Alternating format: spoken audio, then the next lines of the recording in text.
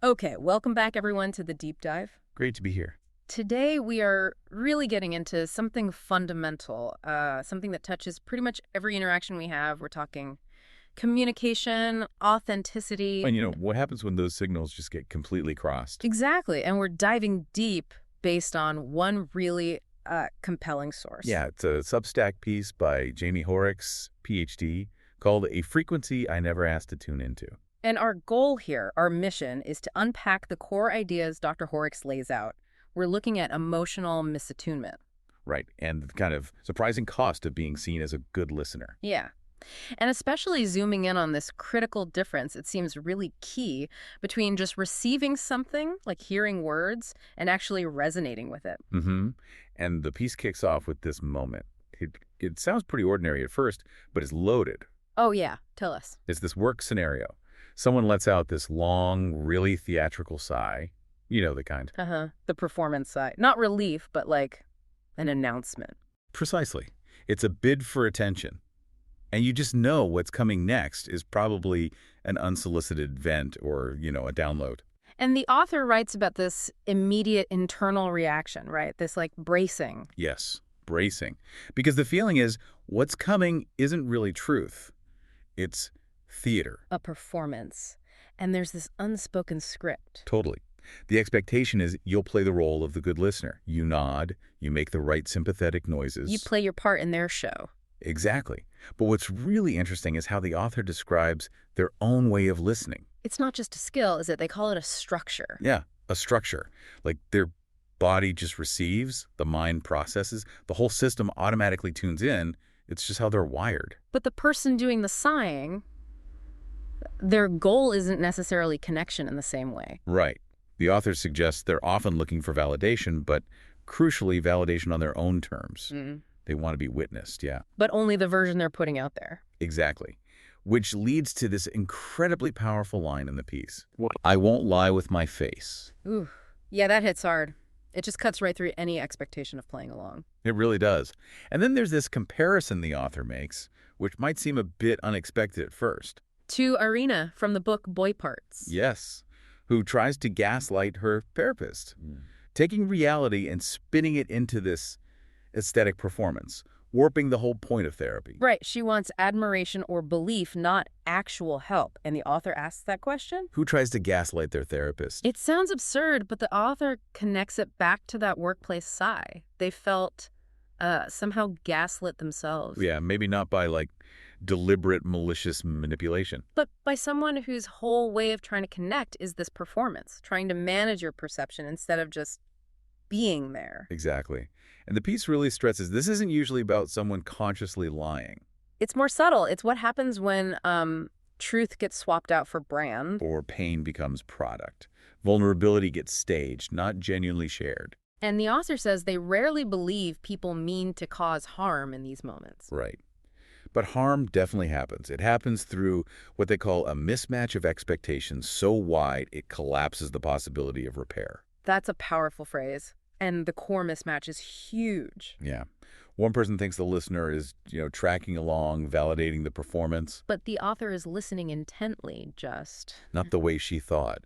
They're listening for something entirely different, something deeper. Okay, so this brings us to this idea that the author reframes the double empathy problem. Which often gets talked about in, clinical terms, right, as sort of a neutral thing. Yeah, like a mutual fog. Two people meaning well, but just on different wavelengths, misunderstanding each other. But Dr. Hoerricks goes deeper. The disconnect isn't just the words or the channel. It's the why. The why behind the words. What's driving the communication? Exactly. And the piece contrasts these different styles, what might be seen as a more neurotypical style. The author suggests it can often center on clarity, impact, maybe performance. It's kind of built to persuade or at least be received just as it's presented. Like the listener's job is just to mirror back the package. Yeah, pretty much. Words might sound confessional, but they feel pre-packaged, labeled, served up like content almost. Okay, so contrast that with the author's way of processing, which they link to GLP, gestalt language processing. Right. It's not decoding sentence by sentence. It's more like tuning in. Tuning into what? Into them, the person. Sensing the underlying energy, the pulse, the texture of your emotional field, as they put it, how the energy hangs together or doesn't. So they're picking up on metaphor, cadence, breath, but also the gaps, the inconsistencies. Exactly, like when the words speed up but the eyes go flat, Yeah. or the phrasing feels just a bit too clean, too rehearsed. Or that feeling you get when someone is talking around something important, not from it. Mm-hmm. And according to the author, when someone speaks without that real presence or performs an emotion they aren't actually feeling, the reaction is physical, immediate. It lands like static. Is that the word they use? Static, yeah. Disorienting, Yeah. jarring. It's not that they're confused by the meaning of the word. It's that they understand instantly that it's not a real invitation to connect. Right. I'm being used as a screen. That's the feeling. Wow. Okay, so that explains the author's quietness in those moments. It's not just processing time. No, it's more than that. They're often stunned. Stunned by the kind of emptiness in the words. Stunned that the other person seems to need the performance more than the truth. And that feeling of being put in the role of an unwilling therapist. And that silence. People read it so differently, don't they? Oh, absolutely. It gets interpreted as grace or distance, maybe wisdom. But the author is clear. Rarely, if ever, the thing it actually is. A boundary. Yeah. And internally, it's not passive at all. They're bracing against the ache of watching someone twist themselves into a story. A story that doesn't even need to be told. Not like that. Not to them. Right. They say they'd rather sit with a real confusion than pretend a performance of coherence is actually real. And that's the fracture point. The core conflict. Exactly. One person wants to be seen, but only via their curated performance. While the author wants to see what's actually true underneath. One wants resonance without risk. The other wants connection that starts with truth, however messy. One wants to be received. The author wants to meet. And when that gap is just too wide, silence is the only outcome from the author's side, because there's no meeting point. This leads right into the cost, the burden of being seen as that good listener. Mm-hmm. Especially when what you're listening to is mostly performance. People seek the author out, right? Because they're quiet, they don't interrupt. They sit still, they don't rush to fill the silence. People tell them they feel safe. But the author has this realization, what kind of safety is it? Often, it's the safety of not being challenged, the safety of getting to monologue without consequence. Knowing the listener won't call out the performance, the lack of real presence. Yeah, and that stillness the author shows. Sometimes it's compassion, sure, but often. It's that stunned confusion, Yeah. the system glitching. Exactly. Trying to reconcile words with this. Absence of emotional resonance. Trying to find coherence where maybe none was intended beyond the surface story. So when people praise them, you're such a good listener, you hold space so well, I don't feel judged. It must land so differently for the author, knowing their internal reality. Yeah, because they reveal, I'm not holding space, I'm holding my breath. Wow. And I'm not judging you, I'm trying to locate you, because I don't know where you are in the story you're telling me. That is incredibly revealing, trying to locate you. It suggests the person isn't even really in their own story as they tell it. And this constant mismatch, this misattunement, it takes a toll. The author says it corrodes, it hollows out trust.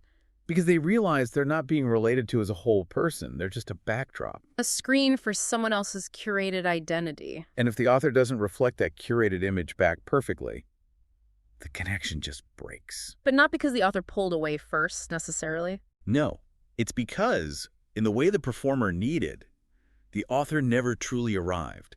They couldn't just be a mirror. The piece gives some really specific, quite sad examples of this. Like sitting with people who are supposedly sharing their deepest truths, but their eyes never meet yours. Yeah, or listening to these intense stories that just feel hollow. No emotional center. Confessions that feel like they're meant purely for performance, not to actually be heard and connected with. And the painful lesson the author extracts from all this. They don't want me. They want a mirror. And I don't reflect what isn't real. That's stark. And the piece makes the physical and emotional cost really clear. Oh, definitely. You feel it in the writing. Their body registers the dissonance. The system absorbs the static that the other person is maybe unconsciously deflecting. And when they can't process that inauthentic signal, they shut down. It's self-preservation. Which leads to that devastating line. Because there is nothing lonelier than being present for someone who has no intention of being present with you. So true. Just utterly isolating. Okay, so given all this, how do they navigate it? This brings us to that key distinction the author makes. Right. Reception versus resonance. And the claim is most people don't really get the difference deep down, not in their bones. So reception, how is that defined? It's passive, like sound hitting a wall. You hear the words, you nod along, you absorb the data. But it doesn't necessarily land or vibrate. Exactly. You might scan it for meaning, but often only meaning that confirms what you already expect or fits your script. Okay, so resonance then. That's Yeah. different. How? It's relational, deeply relational. It's when someone's truth, their presence lands in your body. It vibrates. Doesn't need to be polished or make perfect sense. No, it just needs presence. You sense the alignment inside them, the words, the breath, the energy, it all matches up, even if it's conveying something difficult or messy. And the author's system, this GLP wiring they talk about, Is built for resonance. It senses that alignment. It knows when the signal is clean. clean meaning, Uh-huh. true, emotionally honest. Yeah, even if the content is complex, uncertain, painful, as long as it feels real. And those moments of actual resonance. Are described as rare and precious. They make the author feel incredibly alive. Not because the conversation's easy, but because it's real. There's actual contact. So ultimately, what the author craves from others isn't perfect logic or structure or even amazing self-awareness. It's simpler than that. Much simpler. Just let what's happening in you be what you offer. Or, as they also put it, I don't need people to make sense. I need them to be honest in their nonsense. I love that. Honest nonsense is welcome. What's not welcome? Is the opposite, the chaos in costume. Exactly. The pain that's been styled and framed and filtered, then handed over expecting easy validation. And that creates the static, not resonance. And static clogs the system. It burns. It seems the author has a huge capacity for difficulty, contradiction, rupture, grief, rage. As long as it's real. What they can't hold is the performance that demands response but refuses relationship. And the tragic part is, they know the difference instantly. Yeah, there's no middle ground described. Either the frequency is live or it isn't. Either I'm meeting you, or I'm meeting the version you think I'll believe. So, knowing this difference so acutely, what's the response? This leads to the final movements section. The gentle refusal. Right. They found that calling out the performance directly doesn't usually work. Makes people defensive, probably shuts them down more. So instead, they just drift. Drift, how so? Become a little less available, a little harder to find, a little slower to respond. Okay. And this isn't meant as punishment, or because they don't care. No, the piece frames it as the opposite. It's because they care in a way about themselves. They know staying fully engaged means disappearing into that role again. The role written for them by the performer, a cost they can't pay anymore. So the absence, the drifting, it's not rejection. It's refusal. Yeah. Gentle, Yeah. quiet, but firm. Wow. No. That's a powerful way to frame boundary setting. Yeah, the core idea seems to be sometimes fully showing up for yourself requires gently refusing to show up in spaces where your presence is just being used as a prop. It's not about hurting the other person. It's about self-protection. Refusing to be just a backdrop for someone's curated unraveling. Which brings us to those really potent closing lines. You were never with me. You were with your story. And I don't know how to stay in rooms where I'm not allowed to arrive. Just letting that sink in. It perfectly captures that feeling of being unseen, even when physically present. And for the author, the signal is clear. Their internal feeling is the guide. The frequency doesn't lie. And when I stop feeling it, when I stop being it, that's my signal. Time to drift. And while there's a wish sometimes to not feel it all so intensely, to unknow this. It's fundamental. It's how they're built, how they survive, how they heal. Yeah. And the piece ends on this note of deep gratitude, doesn't it? For those moments, those people where connection is real, where they do meet on that true frequency. Because, as they write, being met, truly met, is the closest thing to belonging you'll ever feel. A beautiful closing thought. Absolutely. This whole piece, this deep dive, it really just exposes that gulf between performing authenticity and actually being present. And the very real consequences for connection, especially if you're someone wired for that deeper resonance. It shows that misattunement isn't just, awkward or annoying, it has a real cost. Yeah, it erodes trust. It forces these acts of self-protection, this gentle refusal. Which leaves us, and you listening, with some pretty big questions to chew on about our own interactions. Like, are you mostly seeking resonance? Or are you sometimes okay with just reception, settling for the surface? And reflecting on ourselves. Are we ever performing?